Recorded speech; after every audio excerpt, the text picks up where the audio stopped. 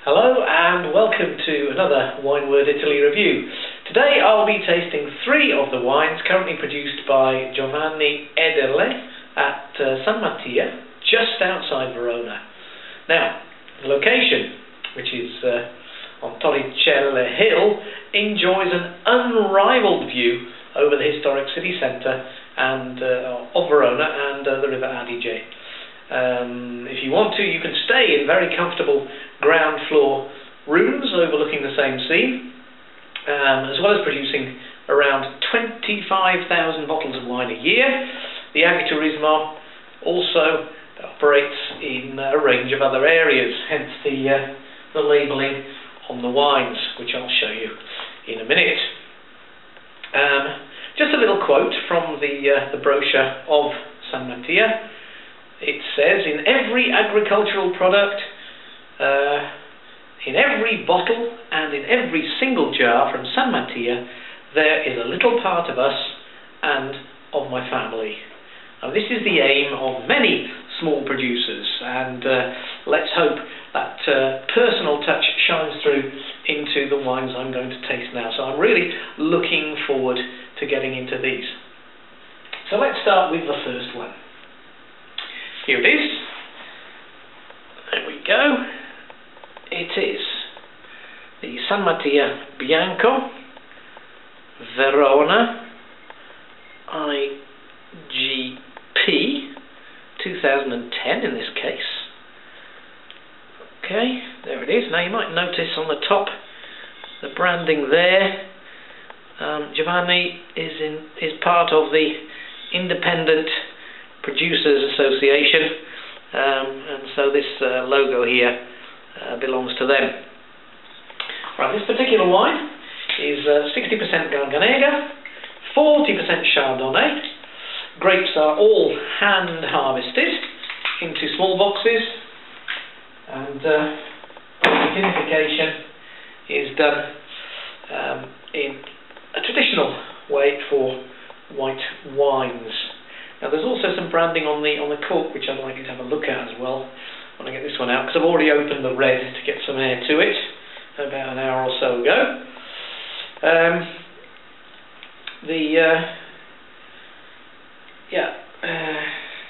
are we? Maturing takes place in stainless steel, mostly, but 5% of the Chardonnay rests in large oak barrels, not small ones. Oh, there we go. It's a nice fruity sensation. There we are. Look, there's the mark, the branding on the cork. Okay, Cantina Ederle di San Mattia. There it is. Okay, St. Matthew in English. All right. So let's pop some in the glass and have a little look at what we've got here. Except Garganega-Chardonnay blend. Should be a nice straw yellow, greenish hint kind of colour. Let's have a little look. Okay. And there it is. I don't think you can see that at all. Very, very clear. Clean colouring. Not too high in the alcohol, so there's nothing arcing up the glass, especially as it's fairly cold. Let's get the nose in, see what we got. Ooh, lovely, floral, fruity smells there. Nice, young, fresh white wine. Typical smells there. Sort of a sharpish, sour green apple smell in the background, and those white flowers which you often get with, especially with the Chardonnay coming through. Possibly something a little more complex in the background there. We've got some, maybe a tropical fruit sensation as well, as it's opening out a little, but certainly that's the main hit. It's young, fresh fruit, fresh flowers. Let's get a taste going and see if that's maintained through there. Chin chin.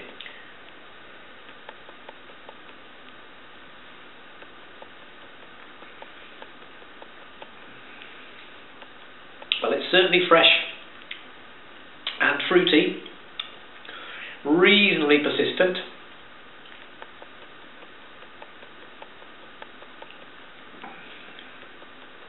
Pleasantly dry, though not cuttingly so. I'm sure that would cut well through to something fatty. That's really quite nice.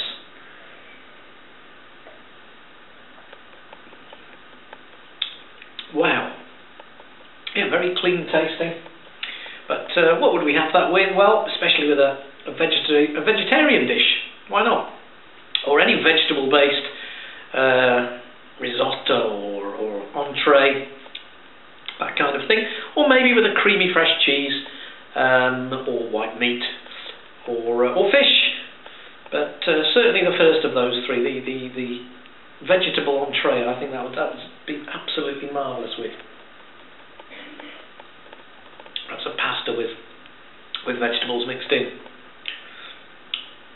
So there it is, the first of the three today. There's the back of the label.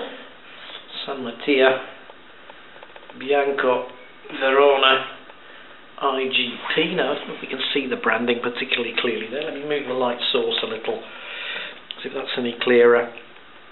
There are two geese on the label there. It's sort of representative of the Agriturismo idea. I don't know if we're getting that at all.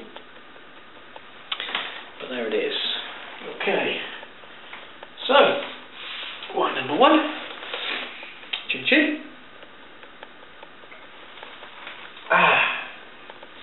Very pleasant. Moving on to wine number two now. And this is a San Mattia Rosso Verona IGP, once again, 2010. It's, there we go, you can see again the branding on the label there. I hope you've got two chickens, which, again, another aspect of the Agriturismo. It's concocted from 60% Corvina and Corvinone grapes and 40% Rondinella. Now, the Corvina and Corvinone are probably best known for their appearance. They're the base grapes of both Valpolicella and the very famous Amarone della Valpolicella, which is just around the corner from Verona, of course. So they're grapes which are very much at home in that area. The Rondinella, for their part, in this wine, those are lightly apacitoed, shall we say. That is, allowed to dry after harvest to reduce the volume and therefore increase the sugar content of the grapes before being treated. Okay, now vinification is in the traditional style for red wine, and the aging is 50% in stainless steel and 50% is in large oak barrels. Why not small ones? Well, in a small oak barrel you've got more of the surface of the wine, and therefore less of the volume of the wine is in contact with the wood, and therefore you get a stronger taste. You'll get the smokiness possibly coming through, the tannins, the flavours coming out of the wood. In large barrels you still get the benefit of mature wine, but without too much flavour coming through. So let's get some in the glass. Like I said, this one has been open about an hour and a half, so let's see what it's like for colour. Here we go. Oh, that's interesting. Looking through it at the light source behind the camera, I got a wonderful colour coming through. I mean, look at that. It's like blackcurrant juice. Okay, it's a very, very ruby red, purple coloration around the edges there. Look at that, where there's some small bubbles up the edge. Really looks like a very fresh wine. It is. It's 2010. It's not an aged wine by any means. But let's give it a sniff. I mean, looking at the colour there, berry fruits, maybe what it's all about. Let's see. That's interesting. See, although it's in large barrels, the first sensation there was the warmth of a barrel. Not a sort of heavy woody sensation, but something certainly that has been at some point in contact with a nice oak barrel. Fantastic. Fairly light sensation, wild strawberries, perhaps wild cherries as well, mouth-watering kind of fruit. I mean, you know what I'm like. If you've seen my videos before, I'm an absolute easy target, soft target for things that are fruity, especially on the red fruit end of things. Okay, but that's a good mix. Let's have a taste and see if that lasts on through. Chin chin.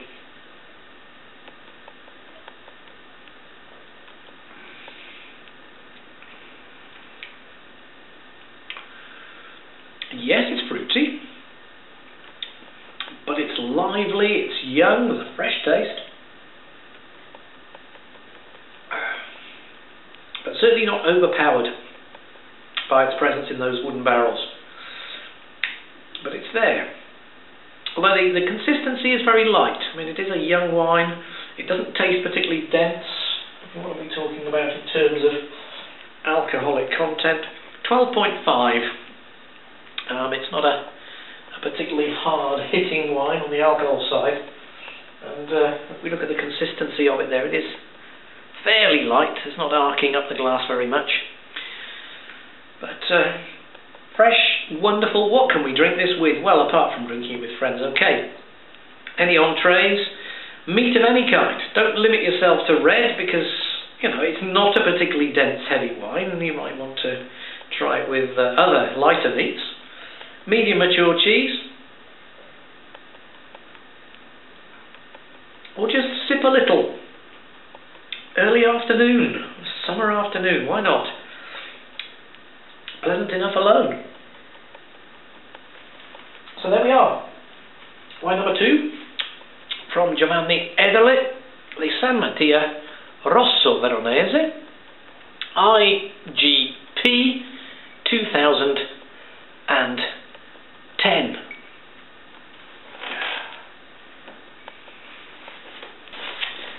Now then, last and hopefully not least, I've just got this one out of the fridge from Ederle San Mattia, is their Cuvée della Vittoria Spumante Brut IGT. There's the back of the label. Okay, this is a blend of 20% Pinot Grigio, 40% Garganega and 40% Chardonnay. So an interesting mix based on their staple white varieties. Now, described in the San Mattia site as an ideal aperitivo, it is vinified entirely in stainless steel at a controlled temperature of between 10 and 15 degrees centigrade. I've cooled this in the fridge before serving it. Ideally it should be 10 to 12 degrees, so I think I'm probably there. It's a rather cold period we're going through. Somebody said this will be the coldest day of the year, well, the winter so far in Italy. It remains to be seen. Certainly it's clouded up, the sun has gone, but it didn't really warm up at all today. So let's pop this open and see what it's all about. Oh, nice healthy. There we are, if you're catching the fumes coming off there. There we go, and already the bubbles have started to rise in the bottle. Let's pop some in the glass. There we are, the vapour pouring in there nicely. And here we go. I'll put a reasonable amount in so we get the bubbles nice and visible. Have a look at this. Let it sit for a moment. There's a steady stream of fine bubbles coming up there. Delightful light colour, very similar to the San Mattia white that we looked at before, because basically it's the same grapes, just with the addition of a little Pinot Grigio. So a nice regular spread of bubbles. We'll give it a bit of time, we'll see if they continue to rise. Nice, delightfully fine. Okay. Pop the nose in. Certainly freshness rising through from those bubbles there. Certain sharp dryness, which you would expect. It is a brut. Oh, lovely. Okay. Chin chin, let's give it a taste.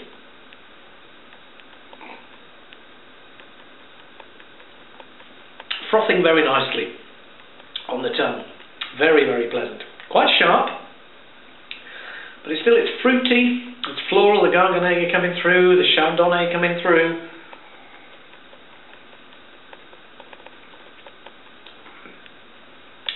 Clean tasting. Well, they're right. I mean, that is a good aperitivo type drink. My goodness, I could drink more of that. But why not? Enjoy it with friends, or for a celebration. Even TGI Friday might be a good enough reason to crack a bottle of this. Or with fish or vegetable-based entrees. So there it is. Wine number 3. The San Mattia Cuvée della Vittoria. San Mattia Vino Spumante Brut. Incidentally, my daughter asked me to mention, you already know about the box, these two fellas here, who's mightily holding up the bottle there. It was another gift from my daughter Amber, so there they are. I haven't thought of names for them yet. If any of you can come up with names for these two cheerful looking Italian characters, then send them to my email or answer one of my videos on YouTube. Thanks again to Giovanni Ederle, because he's very kind sending me these. He's also invited me to go and film at the cantina and in the vineyards when the weather picks up a little and there's some greenery to see. So I'm really looking forward to going up there sometime in the spring. From me, Wineword Italy, that's all for today. I'll join you again soon for another wine review. Chin chin!